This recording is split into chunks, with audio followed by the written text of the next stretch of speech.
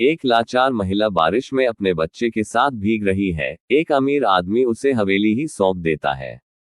एक अमीर व्यापारी बारिश में एक लाचार महिला को उसके बच्चे के साथ देखता है और उसे अपने घर में शरण दे देता है। लेकिन इसके बाद जो होता है वह सच में हैरान कर देने वाला है। जीवन में कुछ फैसले हमारे सोचने से पहले ही ले लिए जाते हैं। कभी हम किसी की मदद करते हैं तो लगता है कि हम उनके लिए एक सहारा बन रहे हैं, लेकिन सच ये है कि वही लोग हमारी जिंदगी को एक नया अर्थ दे जाते हैं। अब सवाल यह है कि क्या हर एक अजनबी भरोसे के लायक होता है?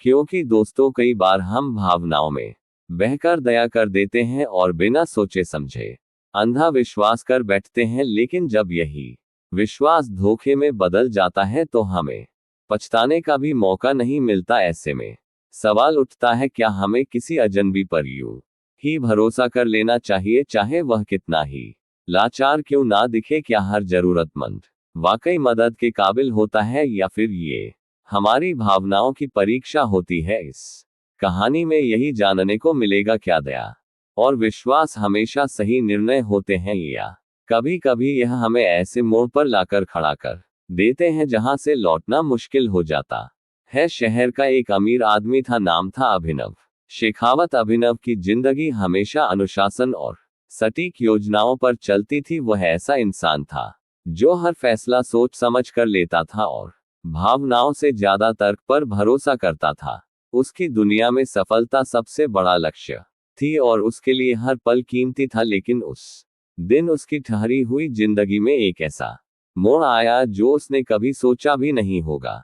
शाम का समय था, आसमान में बादल छाए हुए थे और हल्की हल्की बारिश हो रही थी। अभिनव अपनी महंगी कार में बैठा एयरपोर्ट की ओर बढ़ रहा था। उसका पूरा ध्यान आने वाली बिजनेस मीटिंग पर था। योजना, रणनीति और मुनाफा, बस यही उसके दिमाग में घूम रहा था।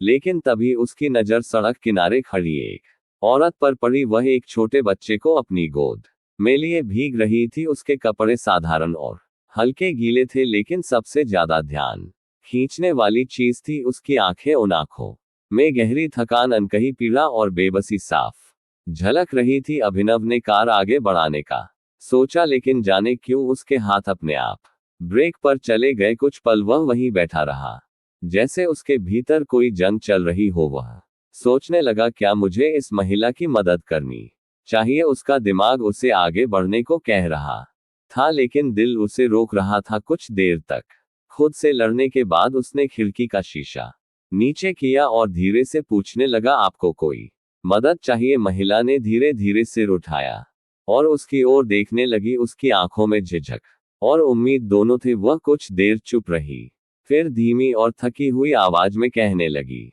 मुझे मेरे बच्चे के लिए बस एक सुरक्षित जगह चाहिए। उसकी आवाज में थकावट और दर्द था। अभिनव कुछ पल उसे देखता रहा। ये कोई साधारण भीख मांगने वाली महिला नहीं लग रही थी, लेकिन उसकी हालत वाकई बहुत खराब थी। उसके गोद में बैठा बच्चा हल्का हल्का रोने लगा। शायद उसे भूख लगी थी। अभिनव ने एक पल सोचा और गंभीर आवाज में कहने लगा, पिछली सीट पर बैठिए, मैं आपको यहाँ इस हाल में नहीं छोड़ सकता। महिला कुछ देर तक हिचकिचा, शायद उसे समझ नहीं आ रहा था कि इस अजनबी पर भरोसा करे या नहीं, लेकिन उसके बच्चे की भूख और थकान उसे झुकने पर मजबूर कर रही थी। आखिरकार उसने हल्के कांपते हाथों से कार का दरवाजा खोला और धीरे धीरे अंदर बैठ गई। बच्चा अब और ज्यादा रोने लगा। अभिनव ने पीछे मुड़कर देखा और नर्म आवाज में कहने लगा, क्या इसे भूख लगी है? महिला ने हल्की मुस्कान दी और धीरे से कहने लगी, हाँ, इसने दिन भर कुछ नहीं खाया है। इसका नाम अर्पित है। अभिनव कार का इंजन स्टार्ट करते हुए कहने लगा, अर्पित बहुत प्यारा नाम है, मैं तुम्हारे लिए कुछ खाने का इंतजाम करता हूँ। अब गाड़ी उसकी आलीशान हवेली शेखावत विला की ओर बढ़ रही थी। पूरे रास्ते में गहरी खामोशी छाई रही। अभिनव खुद से सवाल कर रहा था कि उसने यह फैसला क्यों लिया, जबकि महिला शायद खुद को समझा रही थी कि अजनबी पर भरोसा करना उसकी मजबूरी थी। कुछ ही देर में जब हवेली के विशाल दरवाजे उनके सामने खुले तो महिला ने आश्चर्य से चारों ओर देखा। ये जगह किसी महल से कम नहीं थी। वह धीमे स्वर में कहने लगी, यहाँ आप रहते हैं? अभिनव सहजता से कहने लगा, हाँ, लेकिन यह अब आपकी अस्थायी पनाहगाह है। जब तक आप ठीक महसूस ना करें कब तक आप यहाँ रह सकती हैं। महिला ने अपने बच्चे को कसकर पकड़ा और संकोच भरी नजरों से अभिनव को देखने लगी। वह हल्की आवाज में कहने लगी, आपका धन्यवाद। मुझे समझ नहीं आ रहा कि मैं इसे कैसे चुकाऊंगा। और हल्की मुस्कान के साथ कहने लगा, आपको कुछ चुकाने की जरूरत नहीं है। कल हम इस बारे में बात करेंगे कि आपकी मदद कैसे की जा सकती है। अभी आराम कीजिए। महिला ने चाबी को ऐसे पकड़ा जैसे वह कोई अनमोल चीज हो। उसके चेहरे पर संकोच, कृतज्ञता और अनिश्चितता के मिले जुले भाव थे। धीमे स्वर में वह कहने लगी, मेरा नाम संजीवनी है। फिर अपने बेटे की ओर देखते हुए उसने कहा, और यह मेरा बेटा अर्पित। हम आपकी कोई तकलीफ नहीं बढ़ाएंगे। अभिनव उसकी बात को अनसुना करते हुए कहने लगा, रसोई में तुम्हारे लिए खाना तैयार होगा। अगर तुम्हें कुछ और चाहिए तो नौकर से कह देना। मुझे अभी कुछ जरूरी काम निपटाने जाना है। जैसे ही अभिनव कमरे से बाहर निकला उसके मन में हल्की सी बेचैनी थी। अभिनव शेखावत अपनी गाड़ी में बैठा था, लेकिन उसका मन बेचैन था। उसके भीतर कई सवाल घूम रहे थे। क्या उसने सही किया? एक अनजान महिला को अपने घर लाने का फैसला भावुकता में लिया गया निर्णय था या कोई और वजह थी? वह खुद को तर्क देकर समझाने की कोशिश कर रहा था कि उसने ये कदम केवल एक मजबूर माँ और उसके बच्चे की सहायता के लिए उठाया। लेकिन क्या ये सिर्फ दया थी या फिर उसके मन के किसी कोने में कोई और भावना भी थी जिसे वह खुद नहीं पहचान पा रहा था? हवेली के खाली गलियारों से गुजरते हुए उसने एक पल के लिए पीछे मुड़कर देखा। संजीवनी और अर्पित की छवि अब भी उसकी आंखों के सामने तैर रही थी। उसने अपनी मुट्ठी हल्के से भींच ली, जैसे अपने भीतर की हलचल को रोकने की कोशिश कर रहा हो। उसने गहरी सांस ली और खुद को शांत करने की कोशिश की, लेकिन उसके मन के किसी कोने में यह एहसास गहराता जा रहा था कि यह मुलाकात उसकी जिंदगी में कोई बड़ा बदलाव लाने वाली है। अगले दिन अभिनव सुबह से ही बेचैन महसूस कर रहा था। ऐसा लग रहा था जैसे घर में कुछ बदल गया है। वह तय समय से पहले ही लौटने का फैसला कर चुका था। पता नहीं क्यों, लेकिन मुझे जल्द से जल्द घर जाना चाहिए, उसने खुद से कहा। जब उसने अपनी हवेली शेखावत विला के मुख्य दरवाजे पर कदम रखा तो उसे एक अजीब सा एहसास हुआ। इस हवेली में हमेशा सन्नाटा पसरा रहता था। नौकर चाकर अपने काम में व्यस्त रहते, लेकिन घर के भीतर कभी कोई खुशी या हलचल महसूस नहीं होती थी। लेकिन आज कुछ अलग था। जैसे ही वह अंदर आया उसकी सुनने की शक्ति अचानक तेज हो गई। ऊपर की मंजिल से हल्की हंसी और धीमी बातचीत की आवाजें आ रही थी। वह रुक गया। यह आवाजें नई थी। इतने सालों से इस हवेली में केवल खामोशी गूंजती थी, लेकिन आज वहां खुशी की हल्की हलचल थी। उसका दिल धड़क उठा। वह धीरे धीरे सीढ़ियां चढ़ने लगा। हर कदम के साथ आवाजें साफ होती जा रही थी। एक मासूम बच्चे की खिलखिलाहट और एक औरत की नर्म स्नेहमयी लेकिन साथ ही एक अनजानी गर्माहट भी महसूस हो रही थी। दरवाजे के पास पहुंचकर उसने हल्के से अंदर झांका। संजीवनी जमीन पर बैठी थी और उसका बेटा अर्पित उसकी गोद में खेल रहा था। उनके बीच एक नर्म सा टेडी बियर पड़ा था जिसे अर्पित बार बार पकड़ने की कोशिश कर रहा था। हर बार असफल होने पर वह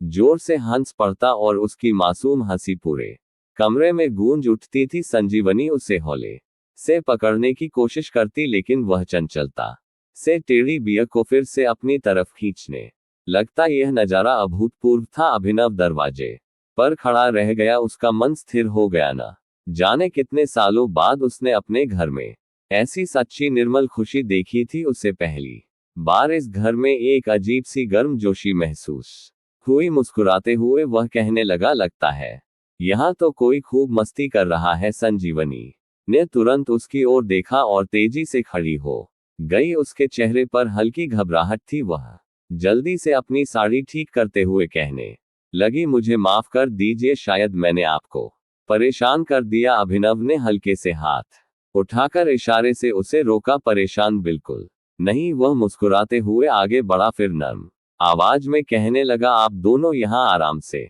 रह सकते हैं। ये घर अब सिर्फ मेरा नहीं है। संजीवनी ने कुछ कहने के लिए खोले, लेकिन फिर चुप हो गई। क्या सच में कोई मेरी मदद कर सकता है? ये सवाल उसकी आंखों में तैर रहा था। संजीवनी हल्के संकोच के साथ कहने लगी, मैं बस अर्पित को शांत कर रही थी। ये बच्चा पूरे दिन बस इधर उधर घूमता रहता है, एक पल भी चैन से नहीं बैठता। उसके स्वर में झिझक थी, मानो वह सफाई देने की कोशिश कर रही हो कि वह इस घर में कोई परेशानी नहीं खड़ी कर रही। इसी बीच अर्पित ने टेडी बियर को फिर से अपनी छोटी छोटी उंगलियों से पकड़ने की कोशिश की, लेकिन टेडी बार बार उसकी पकड़ से छूट जाता, हर बार असफल होने पर वह खिलखिला कर हंस पड़ता। उसकी मासूम हंसी ने अभिनव के चेहरे पर हल्की मुस्कान ला दी, लेकिन ये खुशी ज्यादा देर तक नहीं टिक पाई। तभी मुख्य दरवाजे के खुलने की तेज आवाज और ऊंची एड़ी के जूतों की खटखटाहट ने पूरे घर के माहौल को बदल दिया। अभिनव का दिल एक पल के लिए तेज धड़क उठा। यह आवाज उसके लिए जानी पहचानी थी। फिर एक कड़कती आवाज हवेली के अंदर गूंज उठी, अभिनव, हमें बात करनी है। ये नेहा थी। अभिनव ने माथे पर हाथ रखते हुए गहरी सांस ली। वह जानता था कि अब एक लंबी बहस होने वाली थी। उसने संजीवनी की ओर देखा और धीरे से कहने लगा, मुझे जाना होगा, तुम आराम करो और अर्पित को देखो, इसे टेडी बियर कितना पसंद आ गया है। संजीवनी ने सिर झुकाकर हामी भरी, लेकिन उसकी आंखों में एक बार फिर वही संकोच और असमंजस लौट आया था। क्या वह इस घर में बोझ बन रही है? शायद यही सवाल उसे भीतर से परेशान कर रहा था। अभिनव ने सीढ़ियां उतरते हुए नेहा को अपने ऑफिस की ओर जाते देखा। वह हमेशा की तरह आत्मविश्वास और अधिकार से भरी चाल में चल रही थी। ऑफिस में पहुंचते ही नेहा ने बिना भूमिका बनाए सवाल दाग दिया, अब ये क्या चल रहा? अभिनव ने शांत स्वर में पूछा, क्या मतलब? नेहा ने अपनी भौं चढ़ाते हुए कहा, ये घर में अजीब हलचल क्यों है? क्या कोई यहाँ रुका हुआ है? अभिनव ने कुर्सी पर बैठते हुए कहा, हाँ, एक महिला और उसका बच्चा है। वे मुश्किल हालात में है, इसलिए मैंने उन्हें कुछ दिन के लिए यहाँ ठहरने दिया है। नेहा की हंसी में तंज और कठोरता थी। तुम अब भी वैसे ही भोले हो? अभिनव ने हल्का मुस्कुराते हुए कहा, क्यों? क्योंकि मैंने किसी की मदद करने का फैसला किया। नेहा ने गंभीर स्वर में कहा, तुम्हें समझ नहीं आ रहा है कि यह सब तुम्हारी दया का फायदा उठाने के लिए भी हो सकता है? अभिनव ने गहरी सांस लेते हुए जवाब दिया, मैं जानता हूं कि मैं क्या कर रहा हूं। उस महिला को सच में मदद की जरूरत है। नेहा ने अपने हाथ मोड़ते हुए कड़वे स्वर में कहा, अगर यह सब सिर्फ खावा हो तो तुमने उससे पूछा भी कि वह कौन है, उसका अतीत क्या है, या तुम बस किसी भी अजनबी के लिए अपने घर के दरवाजे खोल देते हो? अभिनव ने कोई जवाब नहीं दिया। उसकी चुप्पी ने नेहा को और उकसा दिया। वह आगे झुककर कहने लगी, तुम्हारे लिए यह आसान है अभिनव, लेकिन एक बार फिर सोचो, हो सकता है कि वह तुम्हें फंसा रही हो। जरूरी नहीं कि हर कोई ईमानदार हो। नेहा की बातें अभिनव के दिमाग में घर करने लगी। क्या उसने संजीवनी के बारे में ज्यादा कुछ क्यों नहीं पूछा? क्या उसने भावनाओं में बहकर एक गलत फैसला ले लिया है? उसने अपनी आंखें बंद की और गहरी सांस ली। उसका दिल कह रहा था कि उसने सही किया है, लेकिन नेहा की बातें उसके भीतर शंका की एक हल्की चिंगारी जला रही थी। दोस्तों, नेहा की बातों ने अभिनव के मन में हल्का सा शक पैदा कर दिया था। अब तक वह निश्चिंत था कि उसने एक जरूरतमंद महिला की मदद की है, लेकिन नेहा के सवालों ने उसके सोचने का तरीका बदल दिया। क्या सच में मैंने किसी पर आंख मूंद कर भरोसा कर लिया? रात का समय था। हवेली में हल्का हल्का सन्नाटा पसरा हुआ था, लेकिन अभिनव के मन में सवालों का एक तूफान चल रहा था। कुछ देर तक वह सोचता रहा, फिर धीरे धीरे ऊपर की ओर बढ़ा। जब उसने संजीवनी के कमरे के दरवाजे के पास कदम रखा तो अंदर से धीमी धीमी आवाजें आ रही थी। अर्पित को सुलाने की कोशिश में लगी संजीवनी धीमे स्वर में लोरी गा रही थी। बच्चा करवटें बदल रहा था। उसकी नन्ही उंगलियां संजीवनी की साड़ी के छोर को पकड़ने की कोशिश कर रही थी। अभिनव कुछ पल दरवाजे पर खड़ा रहा, लेकिन फिर उसने धीरे से कहा, संजीवनी, मुझे आपसे कुछ बात करनी है। संजीवनी ने रुककर उसकी ओर देखा। उसने धीरे से अर्पित को सुलाया और फिर खड़ी हो गई। उसकी आंखों में हल्की थकान और सवाल थे। क्या हुआ? उसने धीमे स्वर में पूछा। अभिनव ने सीधा उसकी आंखों में देखते हुए कहा, आप कौन है? संजीवनी एक पल के लिए चौंक गई। क्या मतलब? अभिनव ने गहरी सांस लेते हुए कहा, मेरा मतलब है मैं समझता हूं कि आप मुश्किल में हैं, लेकिन मुझे ये जानना जरूरी है कि आप यहाँ क्यों आई, आपका अतीत क्या है? क्या आप मुझसे कुछ छिपा रही हैं? संजीवनी की आंखों में एक पल के लिए आक्रोश की चमक आई, लेकिन उसने खुद को शांत रखा। आपने मेरी मदद की और इसके लिए मैं आभारी हूं, लेकिन इसका मतलब यह नहीं कि आप मुझसे इस तरह सवाल करें। उसका स्वर अब तक धीमा था, लेकिन उसमें एक सख्ती झलक लगी थी। मैं यहाँ किसी का भरोसा तोड़ने नहीं आई। अगर मेरी मौजूदगी से आपको दिक्कत हो रही है तो मैं अभी चली जाती हूँ। अभिनव स्तब्ध रह गया। उसने ये सवाल इसलिए किए थे ताकि उसे यकीन हो सके कि उसने सही फैसला लिया है, लेकिन अब उसे ऐसा लग रहा था जैसे उसने कोई भारी गलती कर दी हो। संजीवनी ने बिना एक पल भी रुके अपना सामान समेटना शुरू कर दिया। उसकी आवाज में गुस्सा और दर्द का अनोखा मिश्रण था। मैंने आपसे मदद मांगी थी, लेकिन ये कभी नहीं चाहा था कि आप मुझ पर शक करें। मुझे और मेरे बेटे को कोई और सहारा नहीं था। अभिनव ने कुछ कहने के लिए मुंह खोला, लेकिन शब्द जैसे गले में अटक गए। वह बस खामोशी से देखता रहा, जैसे पहली बार उसे एहसास हो रहा हो कि उसने क्या कर दिया। संजीवनी ने बैग उठाया, अर्पित को गोद में लिया और बिना कुछ कहे दरवाजा खोला और बाहर चली गई। अभिनव वहीं खड़ा रह गया। उसके अंदर एक अजीब सा खालीपन था। क्या नेहा की बातों ने उसे गलत दिशा में सोचने पर मजबूर कर दिया? क्या वह फिर से अपनी भावनाओं से हार गया? उसने पीछे मुड़कर देखा। कमरा अब पूरी तरह से खाली था, लेकिन वहां की दीवारों में अभी भी अर्पित की हंसी की गूंज बाकी थी। संजीवनी और अर्पित के जाने के बाद अभिनव की हवेली एकदम सुनसान हो गई। पहले यहाँ सन्नाटा था, लेकिन अब ये सन्नाटा और भी भारी महसूस हो रहा था। हर कोने में एक अजीब सी उदासी फैली हुई थी। अभिनव को एहसास हुआ कि वह केवल अर्पित की मासूम हंसी को ही नहीं, बल्कि संजीवनी की शांत और सशक्त उपस्थिति को भी याद कर रहा था। उसने खुद को व्यस्त रखने की कोशिश की, फाइलें देखी, मीटिंग्स में ध्यान लगाने की कोशिश की, लेकिन हर बार उसका मन भटक जाता। हर गुजरते दिन के साथ उसकी बेचैनी बढ़ती गई। वह अब अपने शब्दों और अपने फैसले पर पछता रहा था। क्या मैंने गलत कर दिया? ये सवाल उसके दिमाग में गूंज रहा था, लेकिन अब शायद बहुत देर हो चुकी थी। एक दिन की बात है, अभिनव अपने ऑफिस में अकेला बैठा था। कमरे में बस टेबल लैंप की हल्की रोशनी फैली थी। दिमाग में उथल पुथल चल रही थी। वह खुद से यही सवाल कर रहा था, क्या मैंने सही किया? क्या मैंने सच में किसी बेगुनाह पर शक कर लिया? वह सोच में डूबा था, तभी उसकी नजर टेबल पर रखे एक फोटो फ्रेम पर पड़ी। यह उसके माता पिता की तस्वीर थी। उनकी आंखों में वही पुरानी सीख झलक रही थी, सच्ची मदद बिना स्वार्थ के की जाती है। अचानक उसका दिल तेज धड़कन लगा। मैंने बहुत बड़ी गलती कर दी। मुझे संजीवनी और अर्पित को ढूंढना ही होगा। अभिनव ने बिना समय गंवाए एक प्राइवेट जासूस को नियुक्त किया। कुछ ही दिनों में रिपोर्ट तैयार हो गई, लेकिन जब उसने रिपोर्ट के पहले पन्ने को पलटा तो उसके हाथ रुक गए। रिपोर्ट के हर शब्द उसकी आत्मा तक को झकझोर रहे थे। संजीवनी कभी एक होनहार मेडिकल छात्रा थी। उसके सपने बड़े थे। वह डॉक्टर बनकर लोगों की मदद करना चाहती थी, लेकिन एक सड़क दुर्घटना में उसके माता पिता की मौत ने उसकी दुनिया उजाड़ दी।